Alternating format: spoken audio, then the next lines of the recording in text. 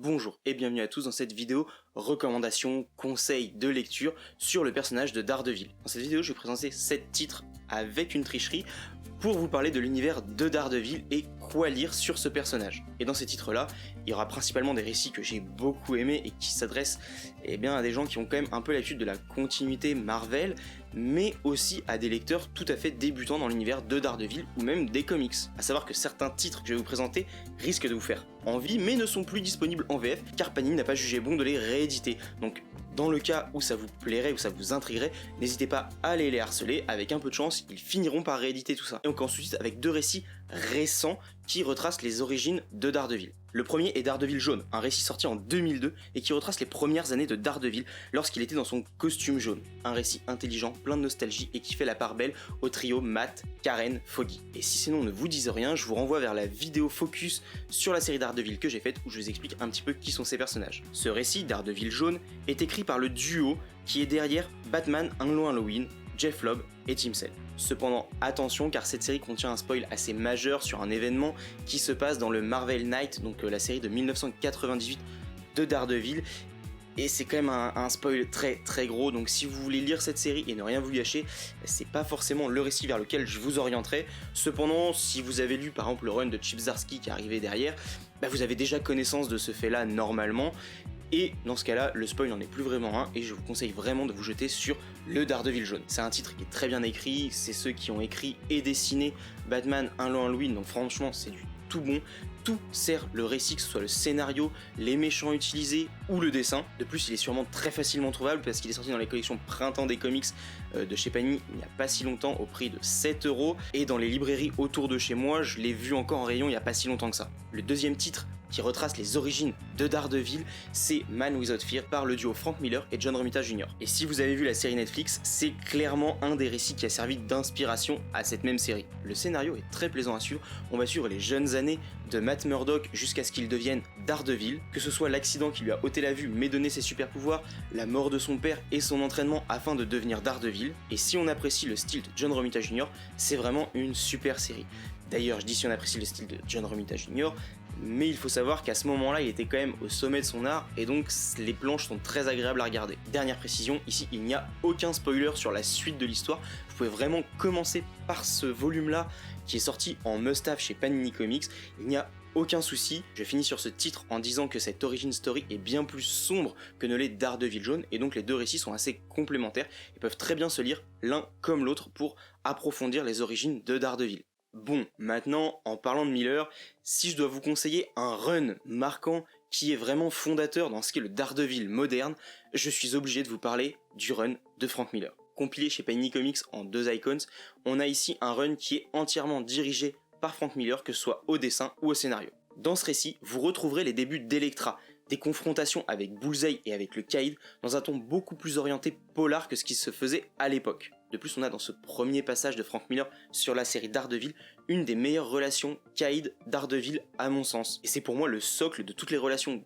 Caïd-Daredevil qu'on a depuis lors et qui n'a pratiquement jamais été égalé. De plus, dans l'Icons numéro 2, vous aurez aussi Love and War de Frank Miller et dessiné par un artiste qui est assez controversé, même si pour moi c'est quand même un génie, Bill Sienkiewicz. Et là je suis à peu près sûr que j'ai écorché un nom, donc désolé. Et maintenant, si vous avez vraiment apprécié ce run, ou alors que vous voulez lire l'histoire qui a vraiment le plus marqué Daredevil, il faut lire Daredevil Born Again. Dans ce tome, le Caïd apprend l'identité de Daredevil et va chercher à le détruire en détruisant Matt Murdock. On a une approche vraiment différente de l'opposition entre Daredevil et le Caïd ne cherchant plus à détruire Daredevil, mais bien son alter ego Matt Murdock pour atteindre Daredevil. Un récit culte dans lequel Frank Miller déconstruit ce qu'est le Matt Murdock de l'époque pour le reconstruire dans une nouvelle version et impacter le super-héros qu'il deviendra pour la suite. Un récit sombre avec un ton un peu plus polar et dessiné magnifiquement par David Mazzucchelli qui dessinera un peu plus tard avec Frank Miller Batman Année 1. Et là, on va arriver un peu à la tricherie de la vidéo parce que je vais vous conseiller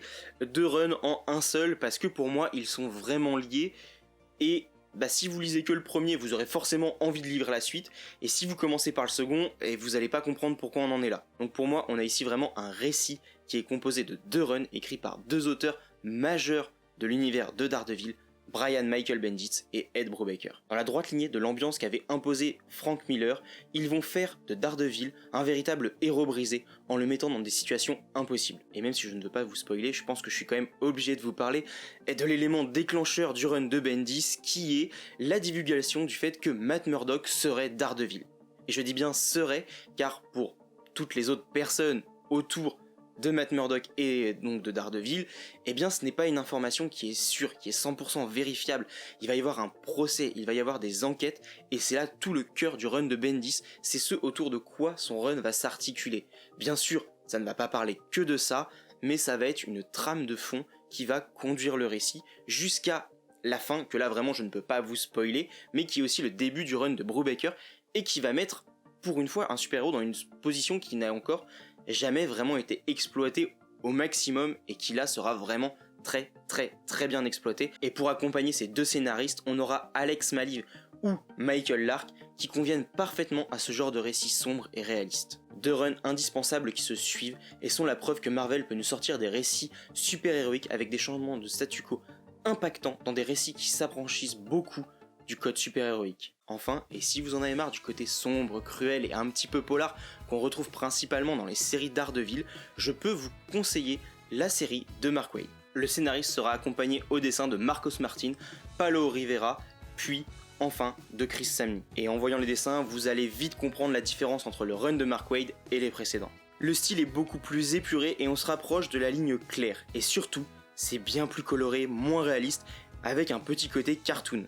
Ce changement de style graphique n'est pas anodin, il reflète l'orientation scénaristique et le changement de ton de la série. La série prend en effet un ton un peu plus enthousiaste et on renoue avec un Daredevil, Matt Murdock, blagueur, sarcastique, avec des histoires moins sérieuses en apparence et des ennemis un peu plus proches de l'âge d'argent. Il y aura même un arc qui fera la part belle aux monstres que sont le loup-garou, la momie, etc. Cependant, il y a aussi de vrais moments sérieux, marquants et touchant, des situations dangereuses avec de l'enjeu et beaucoup de travail sur la psychologie de certains personnages. On a d'ailleurs un changement de statu quo qui est vraiment impactant sur Daredevil et sur Foggy Nelson, mais ça je vous laisse le plaisir de le découvrir en lisant l'œuvre. Le rythme est vraiment bon, on a d'une part les affrontements passionnants contre des adversaires bien écrits et des moments plus légers, mais les deux parfois se côtoient, voire se mélangent. C'est celui avec lequel j'ai commencé Daredevil et, à part Frank Miller, je n'ai pas lu de runs qui m'ont autant convaincu, qui m'ont autant plu sur Daredevil. Donc voilà qui conclut la vidéo, j'espère que Panini va rééditer les tomes qui ne sont plus disponibles. D'ailleurs je vous mets en description les tomes dans lesquels vous pourrez retrouver ces histoires et s'ils sont disponibles ou non. Et je vous rappelle que ce sont vraiment les 7 titres que moi je conseillerais, car moi je les ai vraiment beaucoup appréciés. Cependant, ce n'est peut-être pas les mêmes pour vous, n'hésitez pas à me dire en commentaire les runs ou les récits que vraiment vous recommanderiez à des nouveaux lecteurs ou à des lecteurs qui ont un peu plus l'habitude de lire du Daredevil. Et tout bientôt va sortir un guide dans lequel je vous présente l'ordre de lecture de l'arrivée de Frank Miller jusqu'à aujourd'hui avec tous les récits qui sont édités ou non par Panini Comics. En tout cas, si la vidéo vous a plu et que vous souhaitez aider la chaîne, je vous invite à mettre le pouce bleu, à vous abonner et surtout à partager cette vidéo. Sur ce, soyez curieux, lisez tout et on se dit à bientôt pour une prochaine vidéo.